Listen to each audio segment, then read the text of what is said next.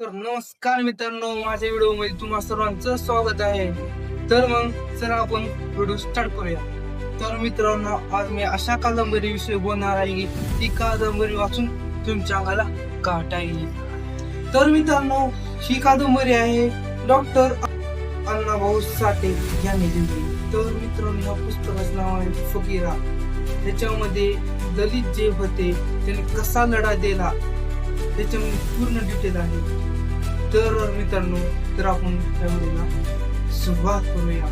तर मित्रांनो, ही फक्त गोष्ट नाही बनता, शोषित, वंचित, दलित यांच्या अंगावर काटा आणणार हे जीवन दस्तावेज आहे. तर चला मित्रांनो, आपण हिच्या तळाशी जाऊया. अण्णाभाऊ साठे त्यांचे भीषण वास्तव आणि त्यांच्या अपमानामुळे ही फकीरा घडला. डॉक्टर बाबासाहेब आंबेडकरांना हे फकीरा कादंबरी समर्पित आहे. ही एका विचारावर वंचित ही विजय होय. कितीही मोठा अन्याय असू द्या, शोषित व्यक्ती जेव्हा पेटून उठतो ना, तेव्हा असा विजय मिळतो. ते आपण या बघूया पुढे. चला तर वळूया पहिल्या भागाकडे. परंपरा आणि शोकांतिका. वसंतकालीन महाराष्ट्रामध्ये जाऊया. गावागावामध्ये सरंजाई आणि जातीभेद हे भयंकरपणे वाढत होते आणि तिथेच जोगमवाटी नावाची एक खतरनाक परंपरा अस्तित्वात आली. गावागावामध्ये सरंजाई आणि जातीवाद हे भयंकरपणे वाढत होता आणि तिथेच जोगमवाटी नावाची एक भयानक परंपरा अस्तित्वात आली आणि ही जीवघेणी परंपरा होती. साहजिक तुम्हाला पण प्रश्न पडला असेल की जोगणी वाटी म्हणजे काय. जोगणी वाटी ही साधी सुधी स्पर्धा नव्हती मित्रांनो. ही एक चक्क गावाची इज्जत, मान आणि अस्तित्वाची एक रक्तरंजित लढाई असते आणि इथेच आपला नायक समोर येतो. नायक तो की उग्र स्पर्धेमध्ये आपला नायक आता समोर येतोय. फकीराचा बाप याने स्वतः रणोजी नायक येतात. फकीराची बाप राणोजी ही आपल्या जीवाची न पर्वा करता त्या खेळ खेळते. ते खेळ जुगनी वाटी मी सांगितलं, जुगनी वाटी खेळ खेळून त्याने जिंकते आपल्या न जीवाची पर्वा करता आणि आपल्या गावाचा झेंडा फडकावते. पण ही विजय झाला होता, पण ह्या विजयीची किंमत राणोजीला लई मोठी खूप महागात पडली होती. हे यश कुठं एवढे महागात पडणार होते, कुठे यांना माहित होते. राणोजीला खोत नावाचे एका सरंजाई मध्ये डोक्यात मस्तकाची आग भडकली. पराभव सहन नाही झाला त्याला. या बापू खोत्याने सगळे नियम धावण्यावर बसवले. त्याने रणजीचा अतिशय नीचपणे विश्वासघात केला. त्यांची अत्यंत क्रूर हत्या केली. हत्या करून त्यांचा धड वेगळा केला आणि त्यांचा एक लाडका घोडा होता बबड्या नावाचा, त्याचा सुद्धा मारून टाकले. हा फक्त एका माणसाचा मृत्यू नव्हता मित्रांनो, हा एक संपूर्ण समाजाला अनुभवणारा अपमान होता. आणि मित्रांनो, इथं येतो फकीराच्या मनात सुटणारी कधी न विजणारी एक भयंकर शपथ जन्माला येते. इथून खऱ्या अर्थाने सुरुवात होते दुसऱ्या भागाचे बंडखोरी आणि फकीराचा उदय. आपल्या बाबाचा असा तडफडून मृत्यू बघून फकीरा आणि त्यांचा भाऊ सहदेव यांच्या अंगाची नुसती लाही झाली. दिवस उजरायची संधी मिळतात आपल्या साथीदारासह बापू खोतला गाठला आणि एक थरकात झंझीरात थेट त्याच्या हातात झटकून टाकला. हात तोडले त्याचा. पण लक्षात घ्या, ही कृती म्हणजे फक्त एका मुलाची व्यक्ती सूट नव्हती बर का. हा थेट जुलमी सरंजाईचा प्रहार होता. या घटनेने अन्यायाविरुद्धच्या मोठ्या क्रांतीच्या रणशिंग फुले गेले होते.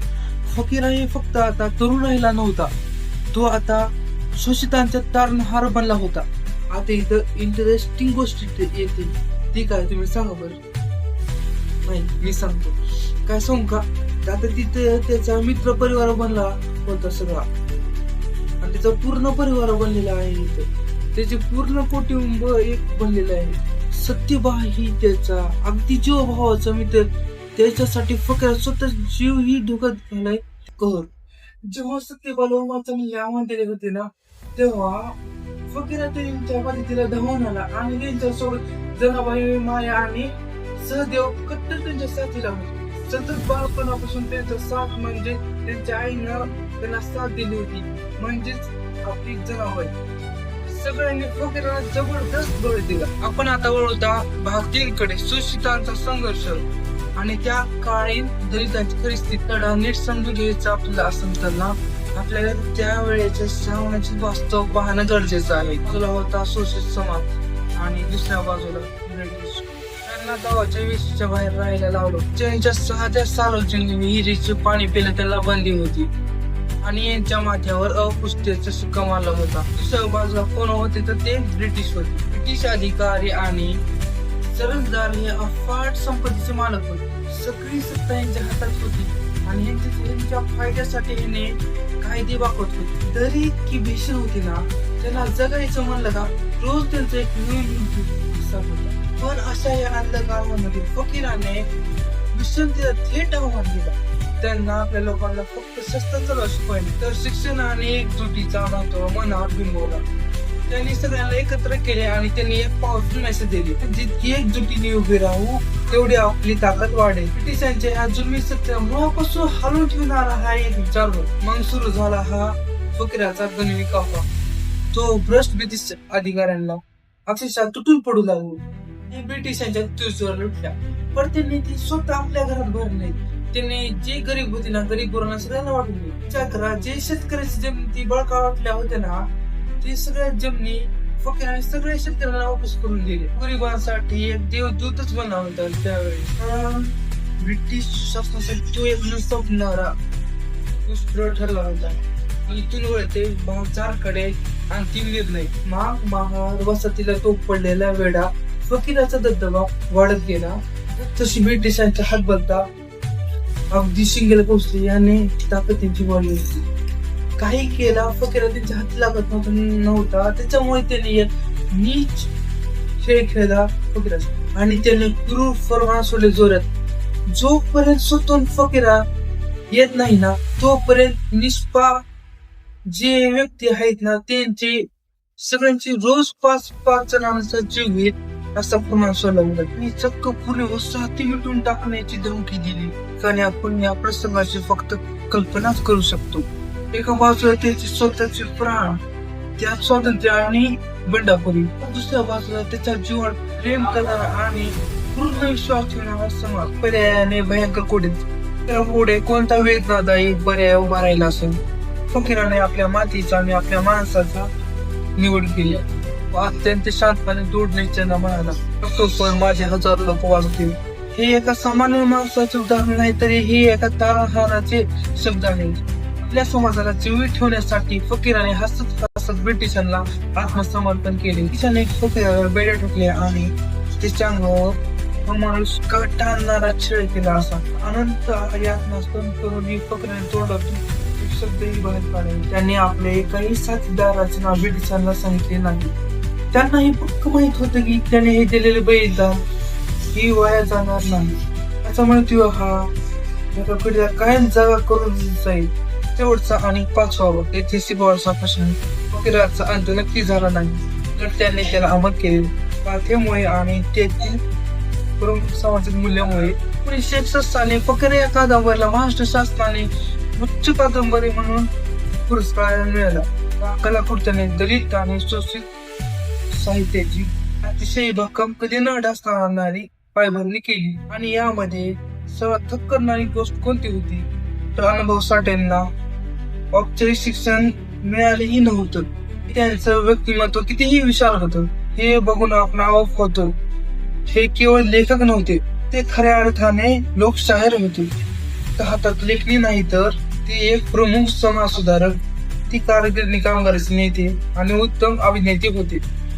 जागा आणि फार्मिस्ट यांच्यासारख्या कलाकृत्यातून त्यांनी सातत्याने प्रस्थापित वर्चस्वाला आव्हान दिला आणि कामगाराच्या आंदोलनामध्ये त्याने एक जाण ओतली. तर या सगळ्यातून सर्वात महत्वाचा मुद्दा कळीचं काय महत्वाचे होतं, फकीरा ही कथा फक्त एका बंडखोराची नाही, ती कथा आहे माणुसकी. फकीराचा प्रत्येक पाऊल मागतो ब्रिटिशाचा कडकडून विरोध असावा. ती संपत्ती ही गरिबांना वाटून देणे, हे सगळे न्यायाच्या भावनेतून आलेले. समाज जेव्हा अन्यायाच्या विरुद्ध उभा राहतो ना, तो स्वतःच्या माणुसकीसाठी आणि स्वतःच्या अस्तित्वासाठी जगत असतो. माणुसकी हा जगातला सर्वोच्च धर्म आहे. हा सगळ्यात मोठा धडा फकीर आपल्याला शिकवतो. काळातही आपण आपल्या आजूबाजूला अन्याय होताना बघतो, तेव्हा ही कादंबरी आपल्याला अत्यंत बेचारा प्रश्न विचारते.